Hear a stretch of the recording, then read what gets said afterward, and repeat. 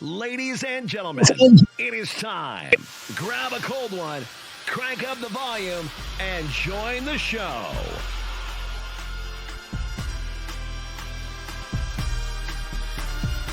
Welcome to NVNR Live.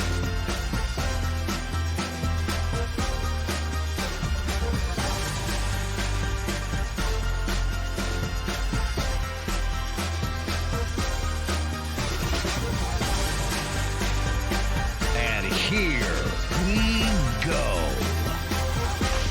It's no block, no rock.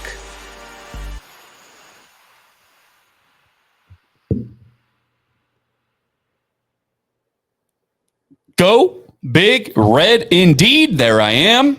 No block, no rock. Season 5, episode 7. I hate doing those. I'm just going to say Nebraska's 4-1. Yeah, 2 more. All we need is 2. Just keep it in perspective. Let's 4-1. not short sell ourselves here. I know we need to. We need to. We need to. We want more, but we need to. How many more do you want? Man, I want all of them. 7. Yeah, you want 7. Well, You yeah, want that's the 7 want. more. Yes, yes. Yeah. Hey, just real quick, let's shout out our sponsors here.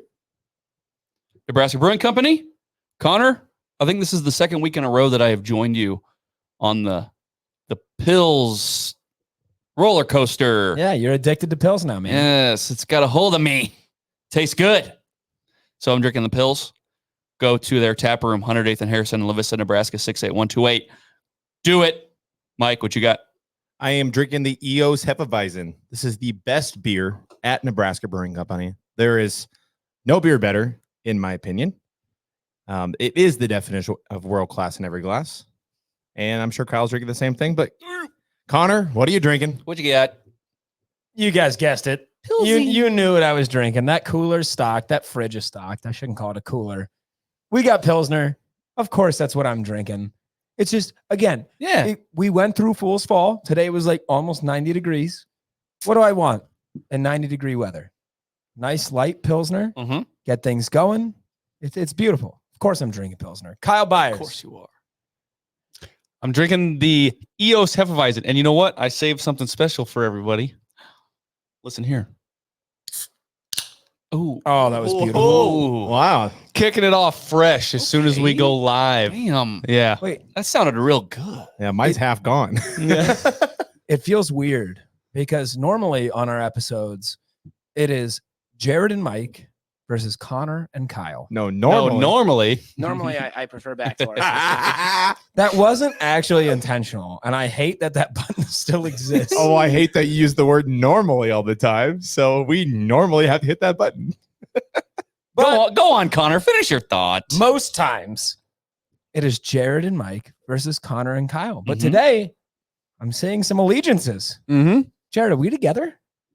Are we going to be right this week and they're going to be wrong? What's going on? I don't know. We'll see. I don't know. Because I don't even really know yet. I don't really know what I'm going to do yet.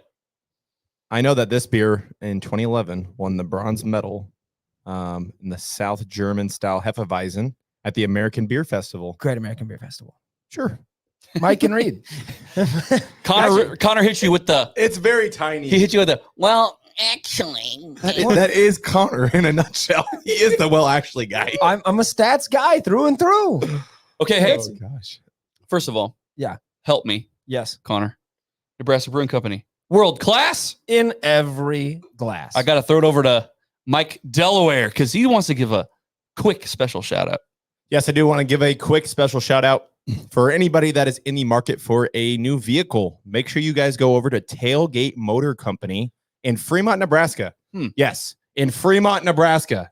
A nice hop and a skip right to Fremont will save you tons of money. I just did this. My wife and I, we were in the market for a new car. We traded in the Beamer. The no block, no rockmobile is gone, unfortunately. But went there, had a great experience, and I had to use our platform to talk about it. So they're located in Fremont. They have 2 locations. And I'm just telling you right now, it's a family-owned business. They have over 400 used cars or trucks. And when I talk about inventory, they have tons of it. So like I said, if you're in the market for a new or used car, make sure you guys go check out Tailgate Motor Company in Fremont, Nebraska. Don't be a dork. You worked with somebody. Shout out their name. I did work with Brian. There you go. There you go. Brian was fantastic. He's the sales manager over there. And I'm telling you, he moved mountains for me. And I was not dissatisfied at all. So Shout out Brian. shout out Brian. From Tailgate Motors. Yeah, Tailgate Motors in Fremont, Nebraska. Okay. And then one last thing. Mhm. A quick little shout out to ourselves and the Plug people that ourselves. listen to the show.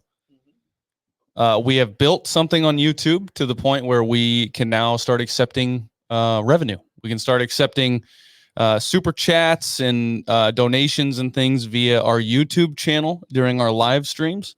So if you feel so inclined to support the podcast that way, we greatly appreciate that. And we greatly appreciate what it's taken to get to this point. People watching, people subscribing, things like that. So yeah, shout out to all of you. Yeah, and we'll read your comments and everything. Yeah. So. I was say, Kyle, a super chat. Explain the concept. It means that their chats are going to get pinned to the top, right? We'll be able to see them easier, address your questions easier. Is that right? Yeah, so it pops up like different colors and it kind of tells us the amount. So we can shout you out for helping support the podcast. And we can also obviously read your comments, which usually we do all the time anyway. So, well, I mean, we miss a lot. And so yeah, if you pay us. Yeah, you're definitely getting read, even if it's something as stupid as Connor's mustache looks good today. Like, we will still read that. Yeah, that's really stupid. Yeah. Then I'm we about would to read. become Yeah. the biggest donor. Yeah, donate to yourself. Yeah, and Kyle, you're being really nice. You're like, oh, if you feel so inclined, it's like, Do it. I'm just thinking of, Goodfellas. Fuck you, pay me. That's all I No, can think. I mean, I love you guys, though. I love you guys, but legitimately, like, fuck you, pay me. Us. we take a lot of time out of our week to do this. So any support you guys have, like, we appreciate it. $1. Yeah. Come on now. We appreciate all the support you guys have given us. So I hate to do the Kyle thing. If you feel so inclined to continue supporting the show and you want to do it with $1 here and there, super chats are a great way to do it. Yeah. Shout out to the listeners of No Block No Rock. Anyways, Hey, 28-10. Let's we go. won a game 28-10 again. Yeah. The second team, by the way, that we have beat 28-10 that wears black and and gold. Yes. Yes. I'm sure you guys saw that stat. Mm-hmm. It's fine by me. I didn't need to see that stat. I just, You knew it. so, I mean, we went to West Lafayette, 8.5 hour drive, thereabouts. What'd you guys think? What'd you guys think of the town, the people, the experience at Ross Aid, the loud ass train horn? What'd you guys think? Okay, so right off the bat, like, we got there, and if you look at the radar, like Friday night, it was literally like a hurricane was coming through. Like the clouds were circling over West Lafayette. So it was like super rainy and windy the first night. We went to like a college bar and we were way out of place. We didn't belong there. Cramped, getting our ass kicked by people just like, throwing their elbows, getting through the crowd. They were friendly, though. Like, we met a couple of the college kids there, and they took a note on my phone to give us a list of all the bars in West Lafayette. And actually, they were nursing homes. So, right. No, they were actual good descriptions, like a typical college description of a bar, like low key, okay, kind of ratchet, In a but good fun, way. in a good way, It stuff was- like that. It was fun. That's how I knew we were out of place, was when I was reading descriptions of like recommended places and saying ratchet, but in a good way. Yeah. I don't know what that means. One of anymore, the man. notes said like, yeah, it's got good vibes and shit. Like, Yeah, it was And shit. definitely, it was something. I would say 99% of the fans in West Lafayette were genuinely some of the nicest people. I don't think there were any conversations we started that didn't begin with "Welcome to West Lafayette. We hope you guys have a good time." Or don't kick our ass. Yeah. Take it easy on us. Do you want to know, like, legitimately, my only complaint about West Lafayette was the tailgate scene. Maybe I'm spoiled by Lincoln, Nebraska. It was non-existent. Yeah, I mean, it could also be like, if I'm trying to like, It was homecoming. yeah. And It was the homecoming like, game. we don't know the city all that well, and like maybe we just didn't run into the right one. But yeah, I mean, I see your point that it was. Yeah, I mean, it's just weird. So like Lincoln, the whole city turns into a tailgate. Everywhere you look is like a different party on every corner. And at Purdue, it was like, here's the stadium, and then you walk like 3 blocks down the road, and there's just a bunch of open fields with tents and people playing cornhole and throwing the football around and stuff. But I'll say, like, we pulled up, the Uber let us out. We had a case of beer with us, as like an offering to get us into somebody's tailgate. Yeah. And we're like walking through the campus, like walking right next to the stadium with this case of beer. And you've got people that look super official, like they belong there, like they're working possibly. And they're like, hey, thanks for coming, fellas. Like everybody was about it. Everybody was cool. I remember someone yelling from their car, thanks for coming to West Lafayette. Yeah. It's like, Oh. No, they were friendly. Yeah. So that was my ninth Big Ten stadium. And, I would say as far as noise level, that was at the bottom next to Northwestern. But as far as like friendliness, that had to be at the top, probably next to Champaign. Yeah. So I had a great time. Well, like during halftime, I walked down to the concourse and I actually walked like through the student section just because, I don't know, not that I was trying to start anything, but I was just trying to check out what the stadium was like. And like, nobody said anything to me. No one was like, oh, your kicker sucks. Or your long snapper sucks ass. Yeah. Because then I would just say, yeah, I know. But I didn't hear anything. It was just like people walking around, people drinking their brewskis, kind of having a good time.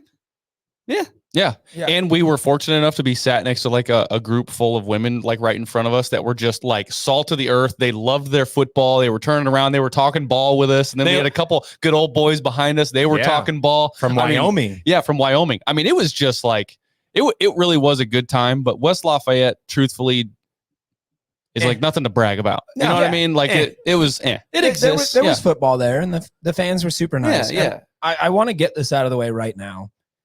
Because I have a feeling this is going to come up at some point in the episode. Yes, I did get shit on by a bird during the game. That did happen. I do want to point out it happened just before Nebraska got things rolling offensively. So I think I might frame the shirt and just hang it here in the studio. It was a double win for Nebraska on Saturday. Connor got shit on and we won the game. So, So take that every week. I also want you talked about the gentlemen sitting behind us who were like, again, everyone we sat around was just fantastic. Again, they were all Husker fans, so we kind of expected that. But so I thought I got tapped on the shoulder. As it turns out, was not tapped. It was a bird saying hello. Yeah. And the gentleman behind us wiped it off my back with a napkin. Yeah. So shout out Husker fans. No matter where you are, you're amazing. Wow. And I'll tell you what, if it took me getting shit on by a bird every week to get a win, I'll wear white shirts every week. Sign me up. Yeah, I'll do it every week. That's what you get for wearing white during a Husker game. Jimmy Allen would be like, fuck yeah. Yeah. You got shit on because you didn't wear red. So yep. And now your shirt's kind of brown in a spot. A little bit. Yeah. Hey, real quick. We have our first super chat. Hey, Brandon Riggle. Brandon Riggle, the dog. First of all, how much? I can't see the amount. $5. Wow. Hey, shout out Brandon. Yeah, Okay. Brandon. So appreciate you. He says, a positive from an ugly game. We finished strong and pulled out a close game. And beards are out. Mustache is in. Mustache supremacy. The supreme leader. Hey, I do want to give Brandon Riggle a shout out. He does a lot of charity work with the brewery. I believe. Oh, okay. If I remember correctly, we have the Michael J. Fox Foundation of that. The sword fighting stuff we do at the brewery? Yeah. Brandon Riggle is the organizer of all that. So shout out, Brandon. Thank you for listening, man. Hey, we got to check that out. Yeah, You know what we should do is we should do like a live broadcast of the sword fighting and stuff in Nebraska. No, Brewing we Company. should be the sword fighters. Yeah. Yeah. Hey, October I would 12th, get wrecked though. October 12th, we got more sword fighting coming. All right. Dude, That sounds good to me. That's better than late night sword fighting like Connor. Yeah. Well, Yeah. All right. And then one more. The BA Coaches Show. Our buddy Ben Audi. Okay. Says Connor normally pays to get shit on, so a W for him. okay. $1.99. Hey, You know what? Coach Audi, BA. We all have our weird things, okay? Yeah. No, do not kink shame. Yeah. Yeah. If anybody's being weird, it's you. Yeah. It's 2024. Yeah. For you for saying it out loud is weird. That was probably $1.98 Will Smith. The fact that he spent the money to say that, honestly, I'm not even mad. That's great. I'm not even mad. I'm dying. Yeah. I'll look thumbs up. Yeah. All right. Okay. So we're There was a game. There was a game. We're 17 minutes in. So Yeah. let's get into the game a little bit before we have the writer from Rutgers. Okay. So 4-1. I am sitting here and I am at the point, fellas, where I don't care. We're going to be looking at this schedule at the end of the season, however it ends. Bottom line, what you are going to see next to Purdue is a big fat W next to it. Yeah. Don't care how it's done. Don't care how it looks. 3 scores. Despite the shit, right? Can we say that might have been the most frustrating first half anyone's ever watched? Oh, Ever. man. Ever. I felt like Iowa. Like I Yeah. seriously felt like I was watching an Iowa game in person after driving 8.5 hours. The best tweet I saw, and I'm sorry, I would credit you if I remembered who tweeted it, said something along the lines of, "This is like watching Iowa play Iowa." Yeah. Like it was Yeah. just horrible That- offensively through the entire first half. Only difference is Iowa's strength of their whole team, and I guess defense too, but special teams. If Iowa gets the ball across the 40, they're feeling pretty good because they might get 3. Like they feel pretty good about getting 3. Yeah. Right? 7, maybe not. But 3, you guys, that offense was moving the ball. And there's nothing more frustrating than, as a fan, I'm sitting there, I drove 8.5 hours. That doesn't help either. Like this offense could do anything it wants, and yet it might not matter. And they were doing everything. I mean, drawing penalties a lot, of course, but moving the ball at will.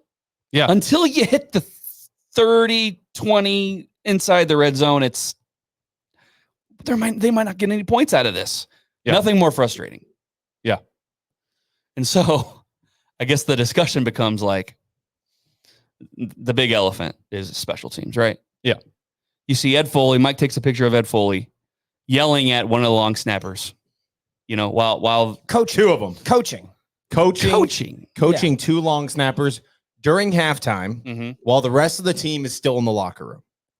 And I'm sorry, like media isn't there to cover that. Nobody's there to see that except for the people in the stands.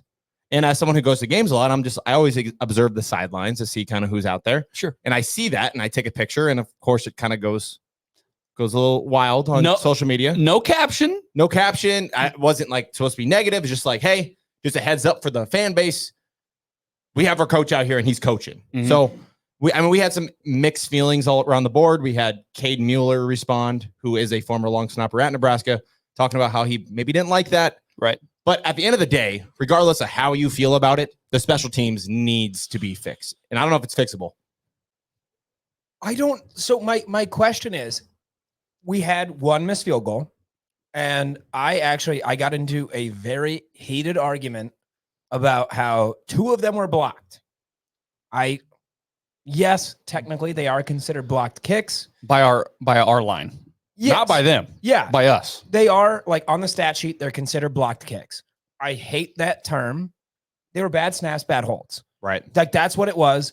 And so, like, I can't blame, is it Hole? I Don't can't- say Hall. It's Hole. Sorry, I don't want to allege any relation Hey, to the you. first kick, though? Yeah. Like, I can't blame Hull for those 2. No. Eh. I literally cannot. No, I mean, what do you do when the snap's and on the even ground? Matt Rule addresses that in the post-game presser, saying that those things are in the dirt. What are you going to ask him to do? Yeah.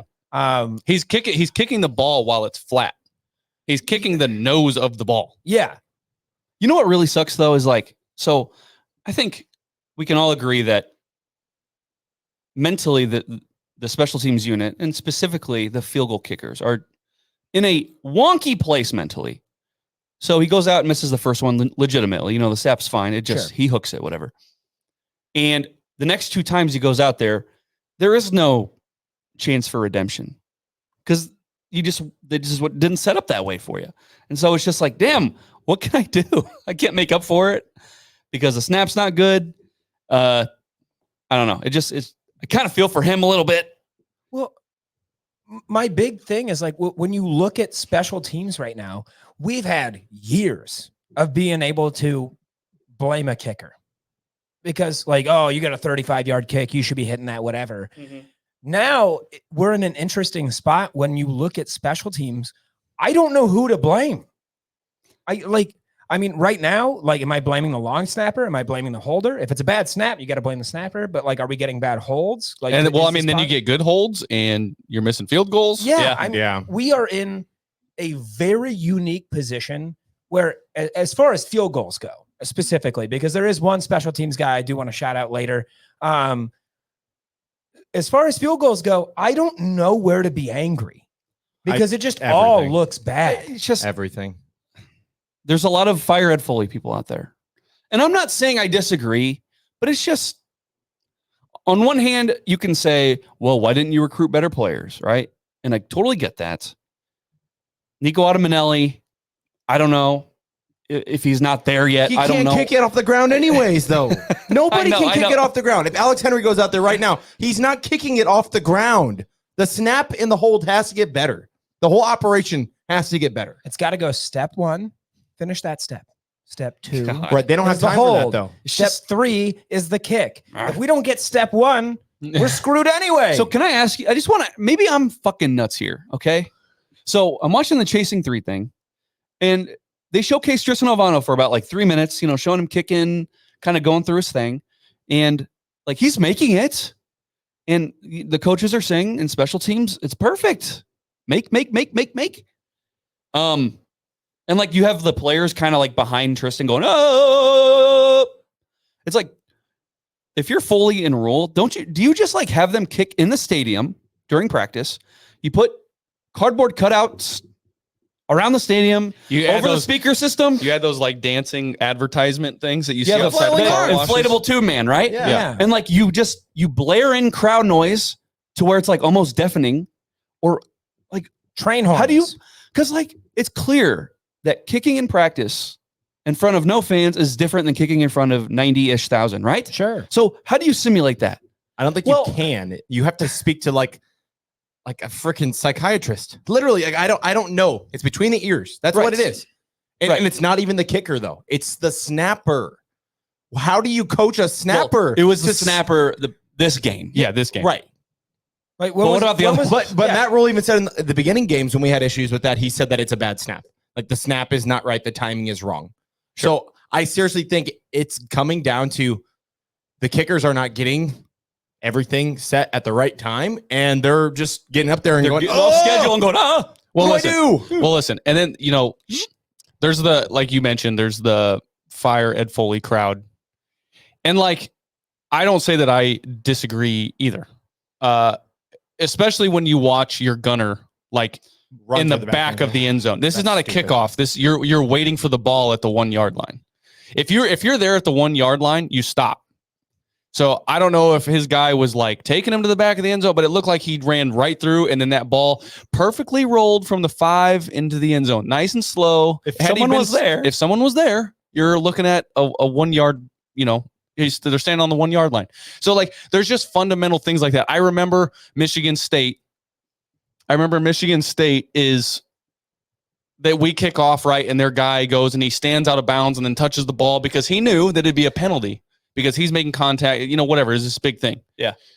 Like those are just little things. And I understand Tommy Hill, I believe, is your normal gunner and he was out. Mm-hmm. But regardless, are we not training anybody behind Tommy Hill? Are they not prepared? I just don't understand. There's just a lot of things that keep happening where it's like, that's bad. That's bad. That's bad. That's bad. I don't know what you do. And so you talk about the gunner, and I know that's just one like thing. And I haven't had a chance to rewatch the game. So I don't know if he was pushed all the way back and wasn't able to turn her back around or whatever. But let's just say he wasn't, and like he was just at the back of the end zone by his own volition. Like if you're Ed Foley, it's just like, how deep into coaching do we need to go? Where, as a player, you just know you shouldn't be doing that. Yeah. Like, hey, kicker, make the kick. Hey, gunner, don't go to the back of the end zone and just stand there because once the ball's there, it doesn't matter anyway. So what are you doing back there? It's like, if you're Ed Foley, what do I do?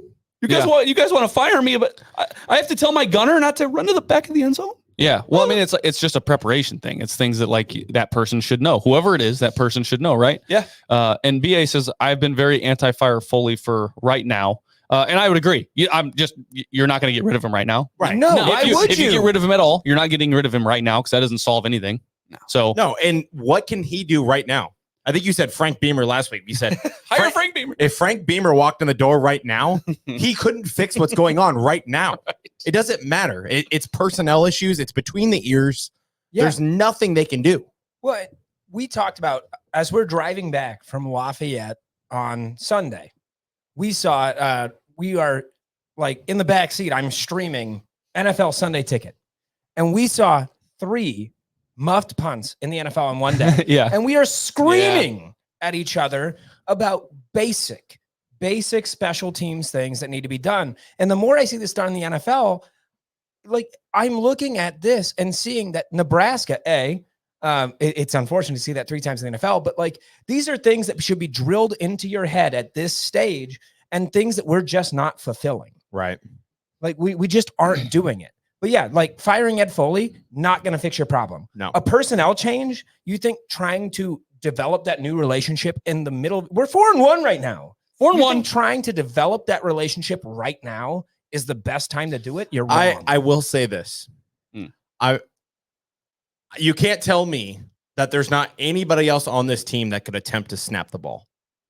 We have these players on this roster are probably a 1%er. As far as the world population, like they are freak athletes. There are guys here that can do the most elementary thing of snapping a ball. Yeah. Well, and Brandon did say they switched out the snapper and he hit all 4 PATs in the second half. So, but both snappers put them on the ground. Each one put one on the ground. Right. So I don't know. Like I said, obviously we've never seen snapping issues besides Cam Jurgens. Obviously that worked out okay, but we're talking about field goal kicks. Like, can somebody else snap the ball? I don't want to say something simple as like, can Ben Scott go out there and snap the ball? Because I don't want him to mess up regular snaps. Yeah. But we need somebody who can go back there. I don't care if it's a walk-on. Whoever wants to do it. Elliott Brown, take your blue jersey off and go out there and snap the ball. Yeah. Somebody needs to do it. Yeah. Another super chat from BA. He says, I'm not a special teams expert, so I called a friend of mine who is a special teams coordinator, and he said it's all about repetition, knowledge, and discipline. And that's something that I have said from day one. Anytime I ever see somebody on special teams screw something up, it's that this is all you do. If Dylan Raiola has to take care of where are we running the ball? How do I change the coverage on the offensive line? What is the defense doing? What is this route going to be? If that one person can take care of all that, any quarterback in the country, why can the kicker not make a kick? That is your only job. It's your only job. So he says repetition, knowledge, and discipline. We never saw special teams this bad under Scott Fuck. This is I honestly, I have to agree with Jared here. Yeah, I mean, it was bad. I mean, we didn't have the special teams coordinator. We got defined, all that stuff, and it still wasn't this bad. We were clamoring for him. Hire a guy that coaches special teams. And we have one now. And look, I know kicking, that's the worst part. Okay. The returns, they were better. They're better this year than last year. Boom Sheeny, like here and there, right? He makes a cool tackle that I know you wanted to shout him out for. Oh, well, Hey, Bushini had a day. I think Saturday. Bushini had a good day. I'm not even talking about the tackle was sick. It was very cool. Yeah. But that's not like the only thing I want to shout him out for. Right. But so like we've talked about a lot over the last several years, regardless of who we were referring to, iron sharpens iron, right? And speaking of iron, we've got a guy from the Knight Report. Hold on, sorry. Richie O'Leary is just joining into the chat. So let's add him in. Let's do a little preview of Rutgers, and if we want, we can sprinkle back in on Purdue. Yeah, we'll close out on Purdue. Do we have one more super chat in there really quick? Let's add. Yeah, I already read it. Yeah, that was the. Oh, okay, yeah. cool. All right, here is Richie. Richie, can you hear us? Yeah, I can hear you guys. What's going on? Hey, first How of we all, doing? hey, how's your Monday night been? It's been going. It's Monday, so just trying to get through it, trying to not crack too many beers open, Yeah. Oh, see, that's the opposite of what we Speaking do. of cracking beers, I mean, hey, Nebraska Brewing Company, fellas, do we hold it up real quick? Just real quick. World glass and everything. Yeah, baby. Okay. There you go. So let's just cut to the chase here, if you don't mind. Yeah, go for it. you have an absolute stud at running back. Oh yeah. Kyle over here, who kind of does our little board, he's on the 1s and 2s. He brought up a certain Kyle Manungai run, and he said, I've never seen anybody run harder and more violent than that. And I watched it, and I'm like, oh, shit. Yeah, it was like Marshawn. Yeah, it was like Marshawn. Yeah, that's what you said. Isaiah Pacheco. That's what I was going to say. Yeah. Yeah. They just breed aggressive running backs, which is good for Greg Schiano.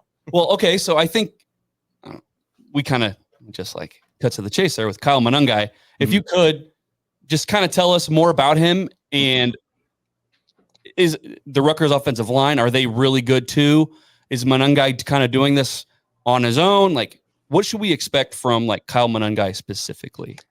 Yeah, so Kyle Manungai is kind of similar to Pacheco in running style, like you kind of just mentioned, but he's just a bowling ball that just bounces off of tackle after tackle after tackle. He's just one cut gone. He doesn't have that top end speed, and that's kind of what's holding him back from these draft boards. And he's still going to get drafted, of course. He's really good in pass pro. He's a really good vision, really good running back in general. It's just that top end speed he lacks at the very end, which is fine. At the college level, it just works phenomenal. Like he just, I'm telling you, I've never seen a guy just, Greg always says it every time we talk to him. He just falls forward and falls forward and falls forward. He might get hit behind the line 2 or 3 times and still have positive yardage somehow. How? I don't know. I just think he's a damn good running back. It's all about vision at the end of the day. And like you said, that line up front has done him wonders. This year specifically, but last year too. Do you guys have one? Well, so it plays into the offense a little bit. Obviously, like Rutgers, a very high rated rush offense right now. I believe you're top 20, maybe even top 15. A very high rated rush defense as well. What we've seen, especially last week against Purdue, Nebraska, against arguably the worst rush defense in the country, is ranked as one of the higher powered pass offenses in the country. And Rutgers is lower in that aspect, I think around like 96th. Do you see that being a big concern? What's that secondary look like? How is Rutgers defense preparing for Nebraska? Yeah, their defense, I think the secondary is fine. They did lose a 2nd round pick in Max Melton this offseason, but they've been pretty solid when it comes to covering the pass. It's the tackling. The tackling has been abysmal from the secondary. And you can blame a couple different things. You could blame it some youth back there because they're throwing in a true freshman in Kaj Sanders, who's kind of rotating in as that third safety. Other guys, it did Shaquan Loyal, who's just been a surefire tackler the past couple of years, has just been awful at tackling. But in terms of coverage overall, they've been pretty good. Robert Longerbeam is one of the better corners in the Big Ten, in my opinion. And he had a phenomenal year last year, and he kind of picked up where he left off last year. And then the other side, Eric Rogers is a transfer from Northern Illinois. He's done pretty well. They have some young guys in Bo Mascow, who's another guy who has to fix his tackling a little bit better, or get better at tackling, I should say. Just they're struggling to wrap at that next level, and that's kind of what's causing I should say the rushing defense to struggle as much as it has this year. So I want to just go back to the Rutgers offense. As far as I know, I haven't done a ton of research, but 65 to 35 run pass ratio. Yep. Which to me is music to my ears. That's what I would like as a Husker fan. Ethan Kaliakmanis. What I have in my mind is he played at Minnesota and he comes in for an injured I forget what the Tanner Morgan. Tanner Morgan. Yes. Yeah. Ty Robinson takes Tanner Morgan's head off right before halftime, like literally the last play before halftime. And then Ethan Kaliakmanis takes over, and he plays pretty damn good. And we're like, God, they have a backup that can play. So Ethan Kaliakmanis, what can we expect from him? He has a little bit of the run element. If you could just kind of get into Ethan Kaliakmanis this year. Yeah, so he's not a superstar quarterback. He's not going to wow you with his arm talent. He just does the basic fundamental stuff of just hitting that first level and that second tier of that defense, and he can hit that ball pretty accurately. Now, he reunited this offseason with OC Kirk Chiraka, who recruited him to Minnesota, had him for a year, and then obviously left to, I think it was actually Penn State at the time, and then whole circle comes around. Kirk Chiraka ends up back at Rutgers like he was back in 2012, I think it was. So he reunited with his quarterback, and he's just been phenomenal. He's just done everything they've really asked for him. They're not asking him to to go crazy and rush for 100 yards. They're basically just saying, hey, we need you to hand off and we need you to hit the 10-yard out route whenever we call for it. We don't really need much more than that. You could try a deep ball or two, and he's had a couple nice ones. But for the most part, he's just been very accurate at that first and second level of that defense. Would you say that Colin McManus is a game manager, or do you think he's a little bit more than that? I'd say that's probably right, but he is more athletic than people give him credit for. He did track and field in high school. I think he ran a 4.5 at one of the Nike, I think it was a Spark combine back then. But I think he can kind of do a little bit of everything, but he's not great at anything. It's just basically average at everything. And that's all you really need when you had Gavin Wimsatt the past 2 years, who was the most inaccurate quarterback in college football 2 years running. So anything else would be better. And this is just significantly better. So I look at, just real quick, just kind of like as an aside, like I see Calic Manis, I'm like, he's at Minnesota, and he has the luxury of handing off to Mo Ibrahim, and then he's going to Rutgers and, hi, Kyle Monangai, here, take it, do your thing. So I'm a little bit jealous of this Athan guy, how he just kind of hands off to these stud running backs that you can always count on, unless they're injured. Well, I mean, listen, that's Greg Schiano's philosophy. If that guy could win a game 3-0 and just run the ball all game, he would do it. Like, that is just the way he wants to win football games. He doesn't want it to be pretty. He said it time and time again. I'd rather win ugly than win pretty, because it just means more. And it means my team's together and blah, blah, blah, all that other nonsense coach speak that they all put out there. But if he could just control the tempo of the game the entire time, he would love to do that. And that's basically their bread and butter. Just run the ball, run the ball, run the ball. Maybe we'll sprinkle in a pass here and there, but for the most part, it's going to be running the ball. How many times have you heard the term rock fight covering this team? Is that a term that you hear often? Too many, because like we joke around about it on our podcast, and we say it's like they're never going to blow a team out with this philosophy on offense. They're never going to take a 21-0 lead. They're damn close sometimes, don't get me wrong, but you'll never see them blow someone out. It's just going to be a boring 7-10, maybe 14-point win at the end of the day. But for the most part, it's just going to be a single score game. And that's like what I said. Greg Schiano would love that. Single score game, Nebraska? Yeah, okay. So in the same sentence. Talk to us a little bit about your guys' special teams. Yeah. Because right now Nebraska is freaking out. Yeah, I saw that. A couple of block kicks there. Yeah. And if you know Greg Schiano well enough, his teams are always, their special team units are always damn good. Not the same punter that they've had in the past. Like Adam Korsak was, I like to call him a god among men when it comes to punting the ball. I've never seen someone been able to place the ball at the one so many times. It was incredible. But their new guy, Jacob Anderson's pretty good. But for the most part, it's all about the punt block. They sell out for the block. There's so many times this year that they had options to like return. They got a safety a couple weeks ago, and they had the option to return it, and they just didn't return it. And it's just always going to be a fair catch. I'm like, what are you doing fair catching a safety? Like, or after the safety, the kickoff. And I'm like, you can get another 15 yards. Yeah. But for the most part, they're just going to sell out for the block on everything. They'll send everyone possible. Just to try to get that block. They will not return a single kick, it seems like, or punt. So outside of the rushing game, of course, we've established that Rutgers is a very solid rushing team. Mm-hmm. Where do you see Rutgers' biggest strength, not even offensively, just around the entire roster, whether it's a unit or a player, outside of the rushing game, where do you think Rutgers' biggest threat lies to Nebraska? Oh, to Nebraska. I feel like, and this is weird to say, considering Rutgers is only, I guess it's been 10 years now since they've joined the conference, but I think up front and the offensive line, they've been phenomenal over the past 2 seasons since new O-line coach Pat Flaherty took over. 2-time Super Bowl champ with the Giants, 30 years in NFL. I questioned the hire at first because he's a lot older than most of these guys, like in terms of coaching. We joke around about it because they have to go out to USC in a couple weeks and play an 11:30 p.m. game Eastern time, and we're like, hey, he might fall asleep, and like he's in his 70s. like it's gonna be like 2 a.m.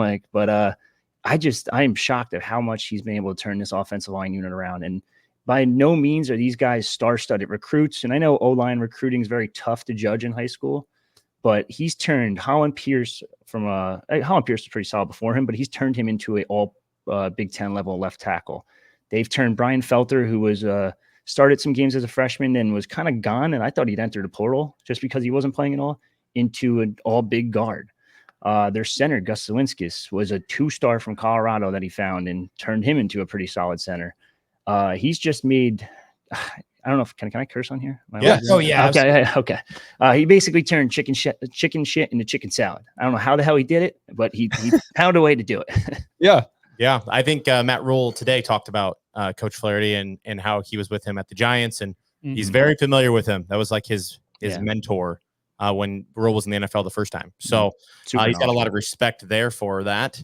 Rutgers, there was a lot of offseason hype about them, given the schedule has been favorable for them, and they have a favorable schedule moving forward. Where's the ceiling for this Rutgers team? They're not ranked yet. Obviously, if they come into Lincoln and win, they're going to be ranked. Hey, receiving votes already. They're receiving votes, but what is your outlook of this Rutgers team moving forward, and what should we expect on Saturday? I think when I said before the season, I said 8 or 9 wins. I actually had this one pegged as a loss. I'm kind of going back a little bit, back and forth. It's going to be close, I think. I think the ceiling, if we're talking everything falls their way, like it did on Friday night against Washington, because I don't know how they got outgained by like 260 yards or something like that and still won. But and don't break. If they can, if everything falls their way, I think 10 wins is in the realm of possibility. I don't think it's unheard of. I think 9 is probably the more realistic number. It's just, this is one of the easiest schedules in the Big Ten going forward. Oh, yeah. And that's no knock, obviously, on Nebraska or whoever else is on USC, like Illinois. They're all good teams.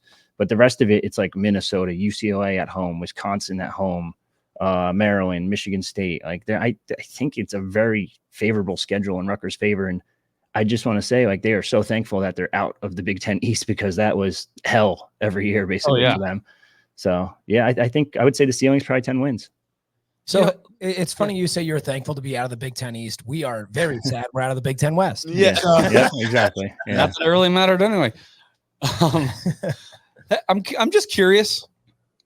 We talk about Greg Schiano on this podcast a lot, just me personally. And I think these guys kind of share that affinity about him, just how he's that hard-nosed guy that you might not want to run into in a dark alley kind of thing, Yeah. But are they going to be, especially if they win 10 games this year, that Schiano statue is going up? Yes. Or what do you think? 100%. Yeah. Without a doubt in my mind, he's probably going to get one. Now, when? That's a good question. Probably down the line. I mean, hell, he's the only guy that's ever gotten him to top 10 in the country at one point back in 2006. Yeah. And that wasn't even with the recruits he's getting now. And it's a little bit better, obviously, recruiting ranking wise, but they're just taking off. And now with NIL in play, they're getting better at that. They're raising a lot more funds. I think in this NIL world, I think a lot of people speculated it might hurt Rutgers. I kind of am in the opposite boat now. I think that's going to help Rutgers more and more. If you can find these donors down the street in New York City from Wall Street and just get them to throw a couple mil here and there. And we've heard stories about it already with the basketball team. There's no secret. They just got number 2 and number 3 in the country. How does that happen with some money on the side? So, well, Wolf of Wall Street, baby. Yeah, if you can tap into that market, man, that's unlimited money right there. That's printing money. If only Tony Gandolfini was still around. Oh, yeah, hey, rest in peace, King. Hey, some penny stocks and we're good, baby. That's all we need. Kyle, is there any questions, comments in the chat before we send him on his way? Nope. We have somebody it's BA. He's got a lot of respect for Schiano, as do we. Yeah. And then we have a prediction. It says we are going to win this weekend from Mark Johnson. So, Mark, I do have a hot take for you guys. Okay, here you go. Only because I saw the T-shirt. Jersey has better corn. Oh my God! Have corn? All right, kick me out if you want. You might be right. I don't know. Yeah, it I has don't better know. corn. Jersey Than Iowa. corn. Yes. Garden You're right. Better Garden corn than Nebraska. Get out of here. Get out of here. I'm just saying. If you haven't had it, yeah. We can't have the Corn Huskers be the nickname if our corn sucks. I'm not saying it sucks. It's just not as good. Yeah. This is what we do, man. It's kind of like the football team, you know? Yeah. Hey, you know what? Damn you for saying that. Yeah. This Richie O'Leary first before you get into plugging yourself. I want to say Nebraska's 5-0 against Rutgers. And I always say I would wish you guys luck, but I wouldn't mean it. Make it 6-0, baby. Richie, do you have a prediction? Do you want to give us a prediction on this show? It's going to be ugly, telling you, this Yes. is Greg Schiano football. It's I just love it. Ugly football. I'm going to say like 24-21. I think it's going to be close. I think it's going to come down to probably not game-winning drive, but I think Rutgers run game's unstoppable. And I don't think I love Dylan Raiola. I've raved about him a million times. I think he's a certified Patrick Mahomes Jr. stud, whatever you want to call him. Sure. The glazing of Patrick Mahomes, though, it's a little. Yeah. But I'm going to say 24-21 Rutgers. I think Rutgers pulls this one off. You know what sucks? Like, as soon as he said the score 24-21, Yeah. I'm like, well, if you're scoring 24, that usually means you're probably making a field goal in there. So I knew it wasn't And that's Nebraska. not Yeah, it was not. Damn it! There you go. That's fair, though. Yeah. All right. Hey, Richie, if you could just like tell our listeners where to find you, and if they want to follow Rutgers football, tell them where they should find you. Yeah, we're on Twitter at Rivals Richie or at Rutgers Rivals, Rutgers.rivals.com. Night Report podcast, do everything Rutgers. Doesn't even matter. Day in and day night. It's see what I did there? Day in, day Yeah. night. Yeah. Very nice. Very nice. But yeah, at Rivals Richie on Twitter. X, whatever it is. Yeah, it's X. Yeah, it's definitely X. No. Nah, it's Twitter. still Twitter. It's Twitter. Come on, get real. Yeah, it's true. Richie, hey, have a good Monday night, and thank you for joining our circus here. We appreciate you. Yeah, no problem. Thanks for having me, guys. Thank you, Richie, and I hope you're wrong. Yeah. Thanks, man. Appreciate you. All right, Butgers. Do we want to get into Buckers or still talk about Purdue? Doo and butts. I think now, I don't know. Do we want to do a quick hit and quit on Purdue? Yeah, Like, listen. I got a few things Listen, here, but I guess what we can do is we can start talking about the positives. We Yes. won the game. We won the game. Things did go well in the second half.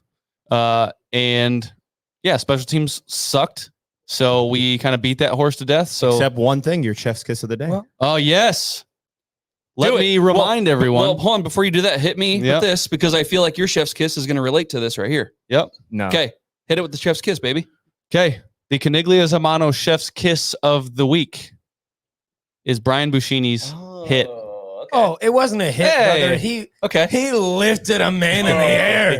That was all. He was a big boy. Hey, and he was juiced afterwards. Yes. So chef's kiss of the week Okay. presented by Caniglias Mano. Well, And just a reminder, Caniglias Mano is a family local restaurant in Papillion, Nebraska. Has the best pizza in Omaha.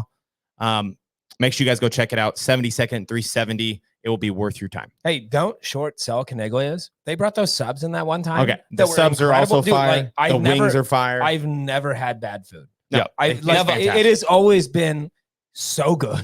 Yes. Like legitimately. Chef's kisses galore. But we have to pick one play in the game. That's when we picked. Go back into what you were saying, Jordan. Well, look, I did this because what's that AC/DC song called? Back in Black. Yeah, dude.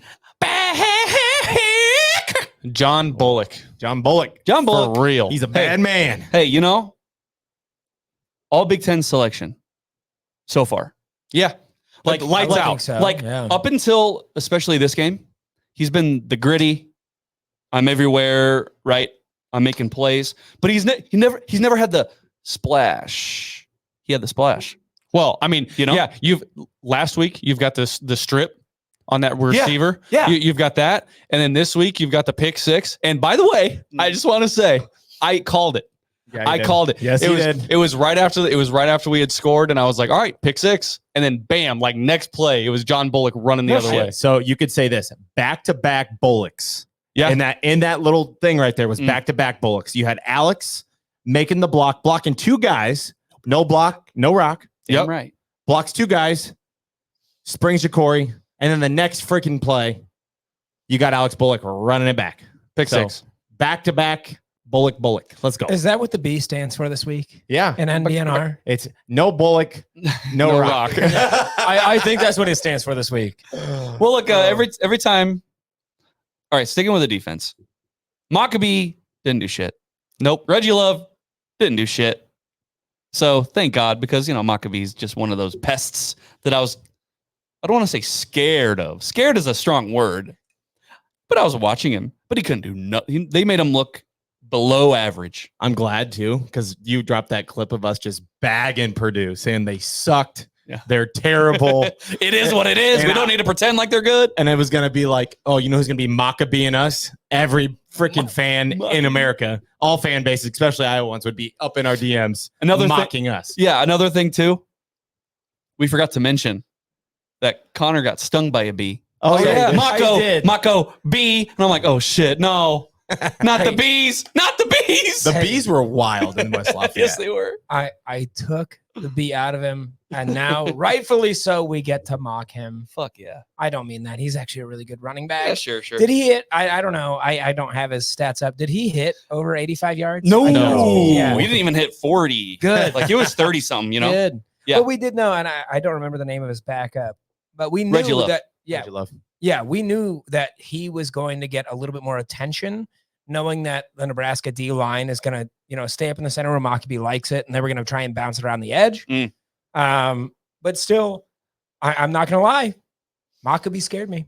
Yeah. He really did. Yeah. Nah, he didn't scare nobody. Well, not this time. Not this time. And so this Maybe is another not. thing. When we look at, and maybe I'm jumping ahead to Rutgers, You are. with them being a rushing heavy offense, we're shutting down the rush fairly well. So, Yeah, I mean, we'll see. all right. Great success. on Saturday. Can I ask you guys, Please. if you had to give one success and for one failure, you cannot pick special teams. Oh, boy. You cannot pick special teams as your failure. What is your big success or great success? Great success, great failure on that game. You can't pick special teams? Okay, Can't I'll pick pick. special- Kinda whack. I'll pick failure. Inside run game is my failure, and my great success is Ja'Cory Barney. Great success. I like the way that we're using him in the offense. It's what we were supposed to be doing with Wandale. He's not running between the tackles. He's getting jet sweeps. They're getting creative with him. So that's my great success. And Okay, well, not so nice. Well, okay, since you already said kind of like the inside run game was not great. And I feel Dowdell, and look, I think great success. Let's go with Emmett. Yep. I think Emmett emerged, right? We're all the running back room's weird. It's a weird Hot thing. hand this, hot hand that. Who's hot? Who's not? Seems like Emmett is hot right now. He's just so hot right now. Like on Zoolander. He's just so hot right now. Speaking of Emmett, we were in the stands. We were in the home section of the Nebraska section of West Lafayette, and we walk up the stands, and I'm like, oh, that guy's Emmett Johnson's brother. Sure as shit. Back of his shirt, Johnson, 21. I'm like, yeah, identical. His brother looks just like him. Do we? All right. First of all, I'm not saying he should start, but give him more carries. Give him more touches, please. Absolutely. Okay. Like, Yeah. I think that's great failure. Do we want to go here with the officiating? Yeah. No, but that you can give it. Yeah, you can give it to the official. Our little darling. Our little darling. What is that? Brian Banks. He Oh, did God. get a Big Ten referee of the Jeez. week. His stats were 24 penalties for 259 yards. So shout out to our little darling. Bro, he's doing numbers. That's Brian efficiency. Banks. That actually was the record for this year of the amount of penalties and penalty yards at a Nebraska game. So shout out to our darling, Brian Banks. You know, every play there's yellow. There's yellow. You're looking for a flag every play. Let me posit this question to you. A lot of people are giving the ref shit, right? I might say rightfully so. But to spark discussion, might I ask, maybe both teams are just very undisciplined and we want consistency. No. We want consistency from the refs, right? No, Flag. You're wrong. That's consistent. it was consistent, but consistently bad. Yeah. All we want is consistency. That's all we want. That's what fans say. All we want is consistency, which is bullshit. All you want is favorable calls for Calls your your team, way. Big yeah. facts. which Nebraska got a lot of. That's fair. Well, the DPIs were legit. The OPI was okay. I'm sorry. People are talking about it was called on Fedoni, but if you watch that play back, Jamal Banks is blocking down the field during that play. So they may have said 24. They might have meant 4. Maybe. Yeah. Maybe a lot of people are Fun fact. mistaken. we watched that play over and over consistently while we were driving back, Yes. trying to figure out, like, looking at it, Jamal Banks might have been the DPI. Yeah, I Or the don't OPI think call. it was Fedoni. They called Fedoni, and they were right. Fedoni Yeah. did not OPI on that play. But if you look at number 4 on that play that was circulating, number 4 is 10 yards down the field already blocking. Okay. Yeah. Hold on. I think you're right. But I do want to say, like, and this is part of my criticism of refs. BA, I'm doing it. I think they did call it on Fedoni because they were anticipating it.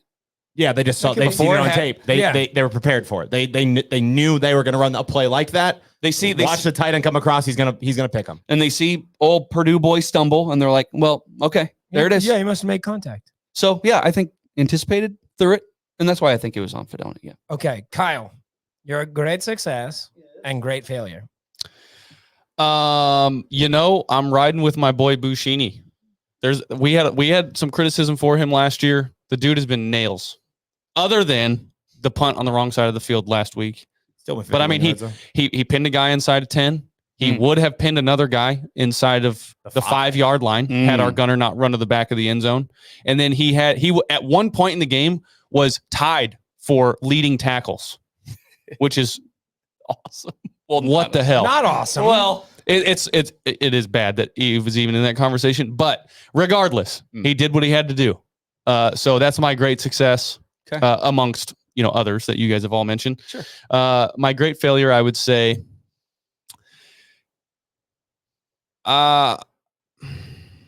Failure. I mean, that's harsh. Gosh, and you can't say special teams. You can't say, but even though special teams is a clear one. Great failure, is a harsh term, but like a letdown. Yeah, like something you want to see like improve. Easy, Kyle. Just say the whole first half. Yeah. Mm-hmm. I mean, it's just like not finishing drives. That's what it is. Right. And we already talked about special teams. That all plays a part into it. But like getting past the 30 and just like some of the penalties were legit. You've got false start when you should be. You get to the 30-yard line, false start. And then you've got the unsportsmanlike conduct by Coach Rule. That's another 15. Right. Like just not finishing drives. It just was evident, obviously, in the first half. I will say, though, a couple more successes. Sierra Wright and pass blocking. Dylan Raiola got sacked one time. And other than that, his jersey was spotless. And that was his fault. He was trying to run and he got tripped up. Yeah. That was his one freshman moment. Like you see the defender coming. It's like Dylan, come on. Dylan, he's right there. Dylan, get rid of it. Dylan, please. And he just never did. And he took the sack. Sure. So freshman moment. Yeah. That you could remember off the top of your head. And of course, Dylan. Nails again. Hey, great. Yeah. So my great success is Dylan Raiola.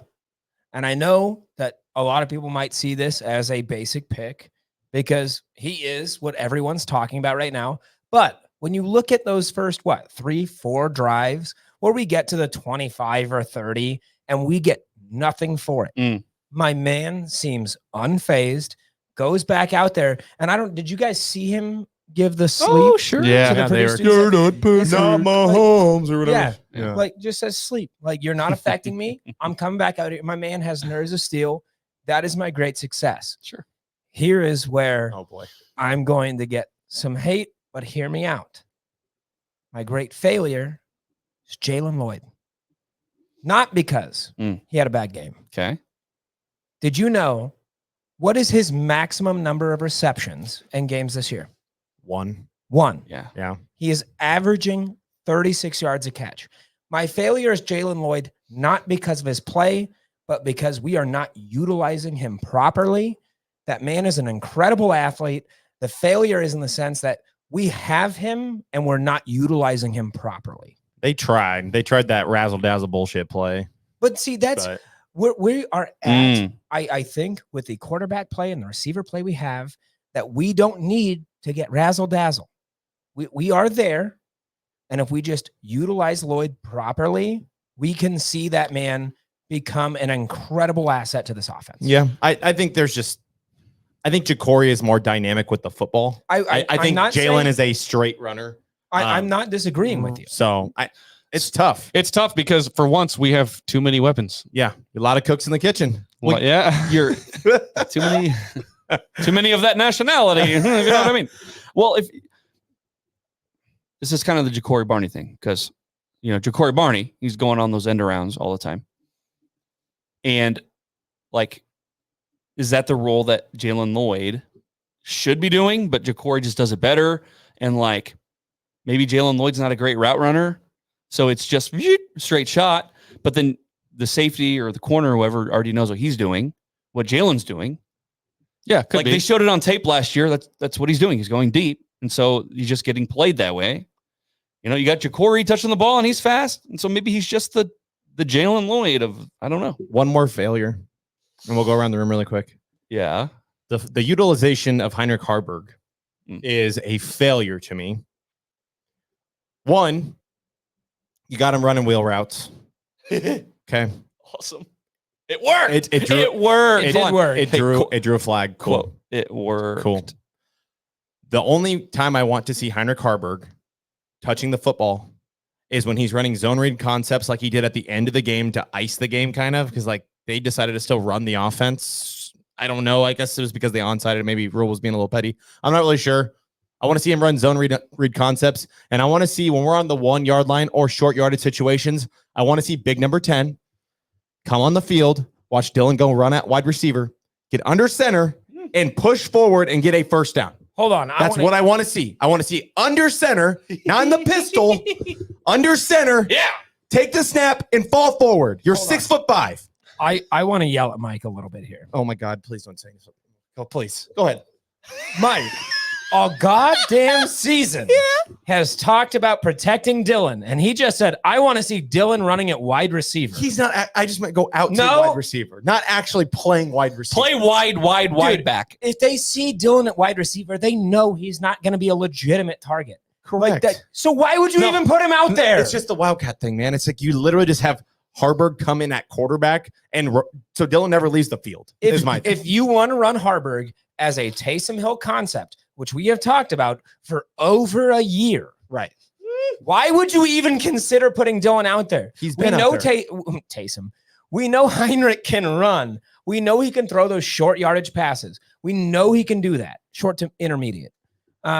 We know he can do that. Why would you be risking Dylan out on that field? He's not. Just doing let anything. Heinrich do what he does and He's actually not put doing anything. I'm going to speak for Mike. Thank you. Tell me if I'm wrong. Tell me if I'm wrong, though. I could be wrong. You're not going to be.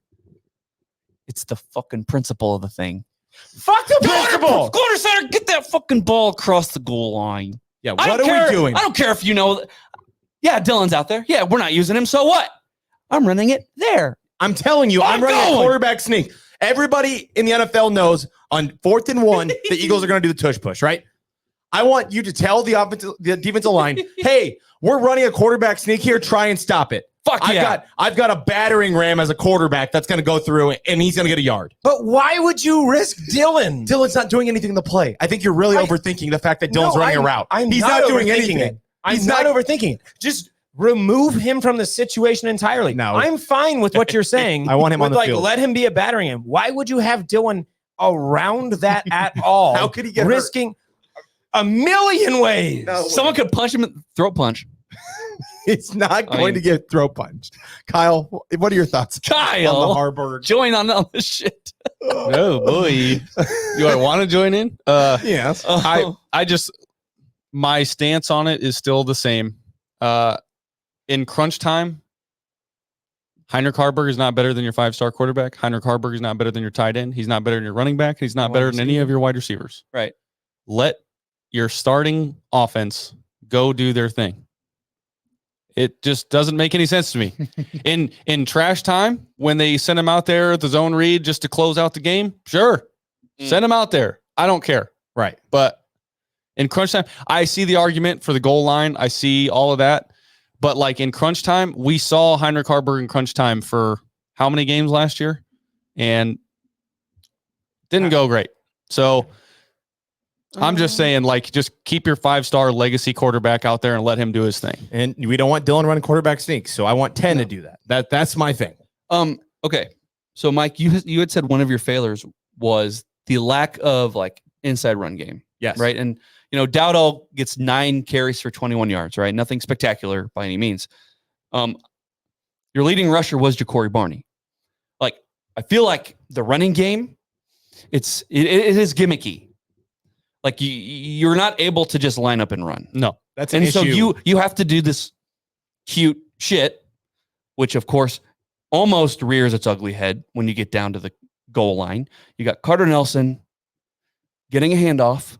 Yeah, but his high jump is like 800 feet. Stop handing the ball off to Carter Nelson and hoping that he jumps over the pile. I just get under center.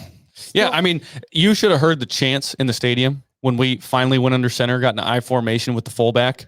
I'm not kidding you. Everybody around us, fullback. Everybody's high fiving. Leave it, Trent! Yeah, dude, everybody loved it. Just he keep it. sealed And the what touchdown. happened? And what He happened? sealed the touchdown. What happened when they went under center on that 4th and 1? What happened? They scored. Weird. Well, and here's where, and Mike, I entirely agree with you. The inside run game was actually originally my failure before I went to Jalen Lloyd's utilization. Purdue is ranked as the 131st rush defense. And the 2 previous weeks, they were allowing 300 rush yards a game. 300. Yeah. And I think we barely cracked 100. It was gross. Yeah, it was. It looked bad. Yeah. Until the 4th. I mean, the 4th quarter, it started getting going a little bit. Yeah, but it shouldn't take until the 4th quarter Right. to get something like that going against like almost the worst rush defense in the country. It Okay, was so- not traditional run game, though. They had those yards were a lot on the Corey. quarterback. No, I'm talking about why their rush defense was so bad. They were dealing with mobile quarterbacks. Dylan's a statue. If we had been doing more zone read concepts with Heinrich during the game, we probably would have had a little bit more success or more outside run. Maybe it would be better. But Okay, so my question to you guys is what we've seen through 5 games is Nebraska and Satterfield's are they kind of forming into like a spread offense? Is that happening? Because you're quickly starting to realize that you're not just going to line up and you're not just going to go push the defensive line and you're not going to go get 5 yards at a time up the middle. Now we're sending jet sweeps. We're sending flat routes. We're kind of all over the place on the perimeter. So it's very creative. I think sometimes a little too big brain. creative. Yeah, I think it's kind of like the I'm smarter than you. Hey, watch this type shit that we saw under former head coach Scott Bleep. But yeah, I don't know. I wouldn't say it's spread. I think it's still pro style. I just think we favor the pass. We have to throw the ball because that's the only way we move the ball. Sure. I would agree with Mike there. Sure. okay. I was just curious because ultimately, like it's a trend now that we're just not running it up the middle. We just can't. Well, we can't because our best offensive lineman just got suspended and he's a backup now. So And look, shout out to Gunnar Gatula. He played well. he did play well. That's another positive from this game. Like he played another good game. But yes, like you got to get the ball to Corey Barney. And so I like the jet sweeps as long as they're working. Yeah. And like the opposing defense, whether it's in game or future teams are looking at this and they're going, well, we got to play honest here, right? We can't be cheating one way or the other. We got this dangerous dude running across who runs like a 4.240. Yeah. Hello. He ain't that fast. Yeah. He ain't that fast? He ain't 4.240. He's pretty fucking fast. Yeah. So I really like this comment by BA. He says, Did he pay money? he says, Dylan, he did. I didn't announce it. So the tush push needs all 10 blocking or pushing, not 9. Anyway, he says Sure. wide receivers and Dylan are a lot better than we thought. And he doesn't feel like we've actually like found an identity. And I would agree with Right. that. 100%. We have not found like the identity that we want to be. It's like it is a mishmash, right? And I think you saw, thankfully Nebraska was playing Purdue, and Nebraska has pretty good wide receivers. And you saw like man to man, they couldn't match up with Right. Nebraska. They loaded the box and it was pretty much just man to man. Yeah. And our receivers are way better than their DBs. And Purdue's DBs had to resort to some desperate tactics, and it bit them in the ass in the end. And then once they go zone, Kyle, you've been talking about this, Kyle. Those layered throws. Mhm. They were good. That Banks touchdown for that first one. Yeah. I mean, that's like It's top notch. quarterbacks from the past few years are not making that throw. No. Well, they're throwing it to their team. They're throwing They're it. making a throw. They're- Just yeah. Not complete. Yeah. I think this is a good opportunity. Let's put a bow on that game. Shout out to our trip to West Lafayette. Shout out to the hospitality and shout out to a Husker dub. Let's turn the page to Rutgers really quick. Guys, what are your thoughts on Rutgers? Let's do our score predictions and then we'll do our cover corner and get out of here. I do not want to see Ethan Caniglias have the type of game that Luke Altmaier did. The reason why I say that is because Altmaier also had the little bit of the run element, and I think that's going to be Caniglias' kind of calling card. a lot of rollouts and dinky dunky throws. And I'm hoping that adjustments have been made and they've learned their lesson from the Illinois loss. Because that Rutgers running game, though, damn. Like, how do I feel? Do I feel like Nebraska's run defense is going to stop them? Do I feel it yet? Well, so you take it how you will. This is purely numbers based. Nebraska's rush D currently ranked, I believe, 15. Okay. But we've played a lot of pass heavy teams. Correct. Yeah. Even Illinois, they did run it on us a lot, but Purdue had they some could do- success in the rush game. Like, not really.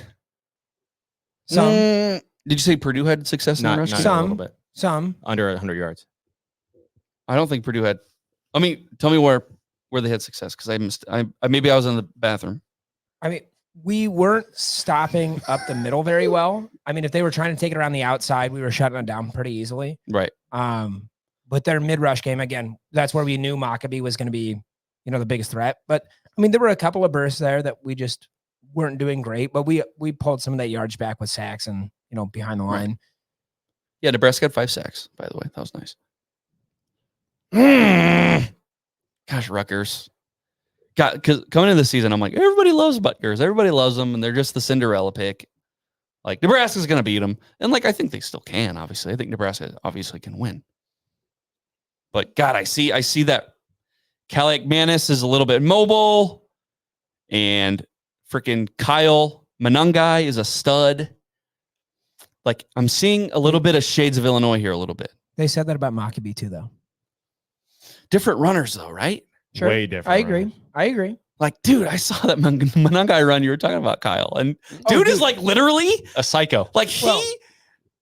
he has the ball in one hand and the other, he's literally throwing haymakers. He's punching dudes. Here's my other thing. And he gets up, right? He gets up and he's throwing more punches in the air. I'm like, oh my God, this guy scares me. Here's the other thing, and I think what will be incredibly important in this Rutgers game is that run where we compare him to Pacheco. Look at those tacklers. They're standing straight up. Mm. They are standing straight up. They are not in position to get that tackle. If Nebraska, and our tackling hasn't looked great, at least last week didn't look great. If we get that down, I don't see that being such a big issue, but the rushing game is still a huge concern. Okay, Mike, what do you got? Well, Jared, you got a scoring prediction? No. I can come up with one, though. Let's come up with All one. right, let's see. It's got to be 7, 14, 21, 28, 35, 40. So it's got to be divisible by 7. God, or 6. Because what if they miss an extra point? What if we get a safety? Oh, man. Or they go for 2. Yeah. Rock fight. I'm going to say 20. God damn it. Sucks. 20? Nebraska 20. Rutgers 17. Wow, that's almost mine. Mine was 21-17. Nebraska's we ain't kicking field goal. I don't know how they get to 20 because it's not a field goal. It's got to be something else. I don't know how. Maybe 10 safeties. 10 safeties. Yes, Manungai gets stopped for 10 safeties in a game. There's your bold prediction of the week. Okay, Mike, what do you got? 21-17. Nebraska? Yes. I picked Nebraska to win earlier in this year. This was my coin flip between this one and Colorado. I picked us to lose to Colorado. So I'm going to stick with it. I'm going to say we're going to beat Rutgers 21-17. Home game. We have the fans there. They don't. We win. Okay, what do you got, Connor? Really quick, I actually just received this text. I do want to shout out RIP Pete Rose. I just saw that. Oh, Yeah. damn. Yeah. Dikembe Mutombo and Pete Rose in one day. Yeah. Future Hall of Famer Pete Rose. Let him in the hall. Well, they will now Let him in the hall. because he's dead. Shout out. Speaking of sports betting, right? But Right, Kyle? yeah, no kidding. Yeah. Speaking of Kyle being a degenerate now, But Pete Rose Jr. over here. this is going to be. I know Mike and Jared are going to yell at me. I have Nebraska winning. Okay. I like this so far. Okay. Oh, boy. Rutgers 17. Ooh. Nebraska 31. We're hitting a field goal. Okay. We're gonna hit a field goal. Nico Ottomanelli. No. Snaps are good. One snap's gonna be good. We're gonna miss one. One We're gonna hit snap's gonna be good. One snap's gonna be bad. Yeah. Sometimes maybe We're good. gonna- Sometimes We're maybe gonna miss one. We're gonna hit one. It'll be 31-17. That has to be a draw, by the way. Sometimes maybe good. Sometimes maybe shit. Kyle Byers, what do you got? I've got Nebraska beating Rutgers 24-17. You got a field goal as well. I do. I do have a field goal, and the only reason I say Nebraska wins this game is because Rutgers' only road game to this point, they scored 26 against Virginia Tech and won by a field goal. So they are the queens of the close game wins. They did it last week against Washington, and then they did it against Virginia Tech. I just think being at home, we're favored, whatever that means. Right. But yeah, Nebraska wins 24-17. Okay, but you can understand, as you call Rutgers, the queens or kings of the close game wins. As Husker fans, you can understand how that makes us nervous, right? Sure. Sure do. Sure. And by the way, I will not be betting on this game. Good for you. Because Yeah. you're in Yeah, Nebraska. you and will. can't- We're driving to Iowa, baby. Yeah. No, I recently found my passion for sports betting this weekend. And it was just, boy, it was a disaster. You guys. No, it wasn't a disaster because I came out $230 on top. I want to point out Kyle's first parlay of his lifetime. We're standing in a bar in West Lafayette, and all of us are just, drinking our beers and talking. And I look over, and my man is glued to a TV for a game that nobody else was watching. And I think I could see the sweat coming down the side of his face. People. It was amazing. People. Kyle, this guy right here, the Husker fan, you know what he was doing? He was doing this. You know why? Because he wanted Miami to win. He was I needed throwing Miami to win. There's a difference. I need Yeah, he did not throw the U. I will give him that credit. He did not throw the U. He did throw the U. Oh, you son of a gun! You missed it. Okay, speaking of sports betting, let's wrap up with our cover corner of the week. Yep. Connor's got the lines this week. What do you got? Okay, so I tried to pick some really fun games for us, and I tried to make them really fun lines. The first game I've got is involving one team that the nation is talking about a whole lot right now. It is the Syracuse UNLV game. Oh boy. UNLV obviously recently changed quarterbacks. They win again this last week, but I've got Syracuse UNLV favored by 6. So UNLV -6. I'll pick last. So Mike, I want you to go first here. Is UNLV covering -6? No, I think this is where that fairy tale ends. I think Syracuse will win the game outright, and I think they cover. So, Kyle, go. Sure. Look, all I was doing when I was betting was just pressing the buttons. And I was, of course, talking to you guys like, oh, they're going to win. They're going to win. Of course, they're not playing with their money. So they're like, yeah, hit it. So, sure. I'll take Syracuse. okay. You know, I want to take Syracuse too. And I was going to say Mike Kavanaugh lovers, but he's not with them anymore. Yeah. Okay. What's You know the next Mike one? Kavanaugh is. Oh, hold Yeah. on. I'm going to pick Hey. this too. Oh, yeah. Take it out. But yeah, it's Syracuse. I did watch the highlights from UNLV's last game after they bring in their second string quarterback. I think he might actually be better That's what they've said. than Sluka. So I am taking UNLV to cover that -6 against Syracuse. I just think he's got a better rushing game and a better passing game from what I've seen and, from what I've read. The second game, this is where we're going to get really funky because I told you that I wanted to make this Big Ten centric. Funky. We've got the UCLA Penn State game. Oh boy. Penn that's huge. State is favored by 28 points. Oh. Mike, what are you thinking? It's a lot. It's a lot of points. I think UCLA, I think their coach is as qualified as Ryan Walters, who I referred to as that trash can over there. He's pointing at Connor again. Can you believe that? He did it again. Yeah, 2 weeks in a row. I don't believe that Penn State covers. I think UCLA will lose by 26. You're stupid. I don't think Penn State will cover either. Like, That's a lot of points. Listen, and transitive property. I know Mike's a big transitive property, a big trans fan. You're not denying it. I see them go on the road on it versus LSU, and I'm like, well, they don't look as bad as I thought, and maybe they're okay. They're okay. They're not good, but they're fine. So I think they'll cover. I think they cover as well. It's just too many points. UCLA. Too many. So many Yeah. points. You're taking UCLA. UCLA. All right, so we're going same route here. I got UCLA covering 28 points. It's just too many points.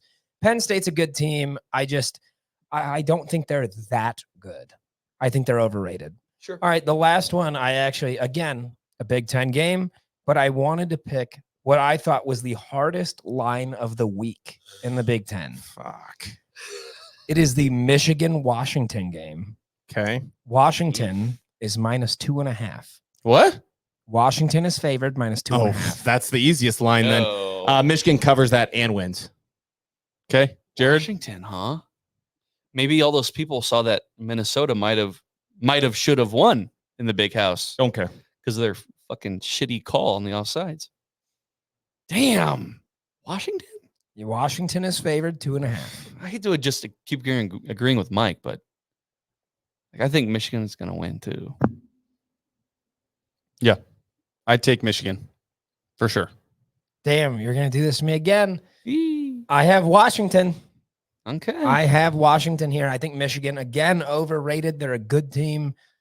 I think Washington is a better all-around team. So I see them winning by at least 3. Well, I didn't really see any stats for that Michigan Minnesota game. They weren't pretty. I was going to say, like, On either end. what was Orgy's passing stats? Like, did they rush for 300 yards like they did against USC? I don't know.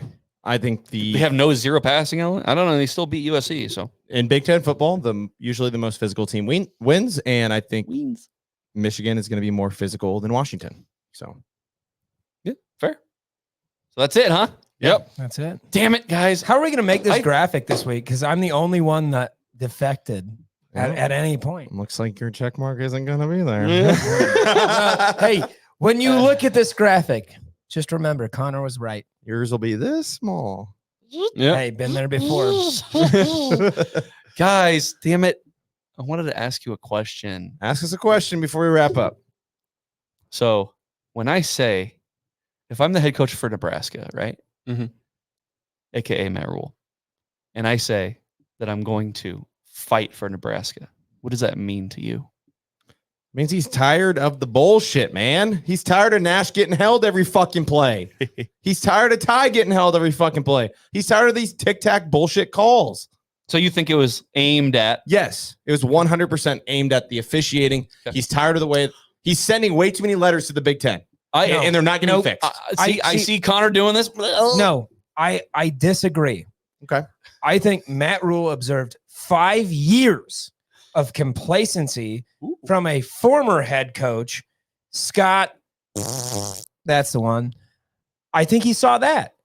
I mean, we saw that fight maybe in year 1. And Matt Rule said, that's a bunch of bullshit. This program is meant to be in this position, and I'm going to go out there, and if I have to make a stink, I will. And I think that's what he's saying. Sure, the officiating is the root cause and what he's addressing, but I think it is, we haven't seen a coach go to war for Nebraska since Bo Pelini. Like we haven't seen that. Okay. So I, in my opinion, I think that's what he's saying. So Mike, maybe you heard his explanation. Maybe you changed your mind. I don't know. No, But so you think it's refs? It's refs, man. And Connor's kind of thinking a little bit of refs, but big picture, it's just kind of the overall, like, I'm the steward of this fucking thing. I'm standing up. I'm the captain now. I'm the captain. Kyle, did you have any thoughts at all when you heard that quote? Or was it did just kind of brush off your shoulder, kind of like the bird shit on Connor's shirt? It did not brush off. It didn't well. brush. He had to scrub. I don't know. I mean, yes, I get it. Like, oh, I'm fighting for this team and somebody's got to fight for Nebraska. At the end of the day, you can send all the letters you want. You can do whatever you need in that regard, but that stuff is not changing anytime soon. I think what he's talking about is like, he wants so badly to say we need to take action against like the Big Ten officiating. Like we need to figure out a solution. Yeah. And so he's talked about like group chats with other Big Ten coaches and things like that. Like him, I guess, like displaying anger at the officiating by throwing his headset and getting that unsportsmanlike conduct. He said it was his third time ever in his career. I just think like he's just trying to show everybody like, hey, this is bullshit. You saw coaches all across the country yesterday on Saturday getting in trouble for running out on the field and screaming and all this other stuff. So I think that's what he's talking about. I think he's mostly just the refs because he brought it up after he was being asked about the officiating. So there's that. But also we've got Corby Kobus in the chat. Okay, and you guys might remember Corby. Sorry, dude. We do. Says, hey guys, met you at the game right at the very end on Saturday. Was awesome to meet you guys in person. Love the podcast. Will rewatch on my way to work tomorrow. GBR. I remember Corby. Corby was Shout wearing out. that corn head. You bet. I think we pissed in the same urinal together. Yeah, we met right outside There the you bathroom. go. Shout out Hey. Corby. We all stick together and piss in urinals together. Good old Nebraska, We you. all stick together. Corby's a And trough piss guy. in I the feel troughs it. together. Because, hey, by the way, just an update for everybody. West Lafayette, big urinal school. Yes. Hey, and that's why they And lost. that's why they lost. Doubt it. Losers. What does that say about? Never mind. I'm not even gonna get into that. Hey, Yeah, shut up. fun fact for those of you that really don't care about this topic, Secret time. Jared and I both had a hard time using the restroom there because there was no dividers in between the urinals. Yep. So I mean, urinals. Nothing Yeah. was coming out, dude. No, urinals or troughs doesn't matter if there's not a divider. Jared- It's over for us. Jared peed himself. Yeah. I would rather pee myself than pee in a urinal without walls. Yes. Damn Hey, right. just a I'm reminder. We want to talk a little about Cornhusker counseling real quick and wrap up. Yes. Connor? Okay, so if you guys have not tuned in to that was a really fast transition. Connor? yeah. Connor, go. It's your turn, bitch. If you guys have not tuned into Cornhusker Counseling, we do this after every game, every home game. Right? Yeah, we're still every home game. Okay, we're starting this over. yeah. Let's start this over. Okay, Kyle, here you we wanna do go. it? I'll take this one. Okay. Join us every Sunday after a Nebraska football home game at Hurrdat Sports Bar and Grill in La Vista, Nebraska. We do our Cornhusker counseling there from the bar live. You can come in, grab your food, grab your drinks, get ready for the Sunday slate. And we help you through a win or a loss after the home games. And on the away games, we're in our studio here. So make sure you tune in. Make sure you join us at Hurrdat Sports Bar and Grill in La Vista, Nebraska. And let us be your counselors. Yes. After Have a seat. after the traumas or triumphs, Yes. I believe Let's discuss all your traumas and all your triumphs in your life as a Husker fan. And how does that make you feel? How does that make Yes. How does that make you feel? I want to point out we are not licensed counselors. Bullshit. So do not You do keep not saying engage your it. lawyers. We are not licensed. That's not true. I am. I went and took a Cornhusker counseling thing. I sat through the era of Scott Fuck, and I am qualified. qualified? The school of hard knocks. Yes. Okay, Jared, your camera is dead. So I am going to close this out here. Do it. All right, here we go. This is my first time ever doing this. So Oh, I like Do it better than me, baby. okay, here we go. All right.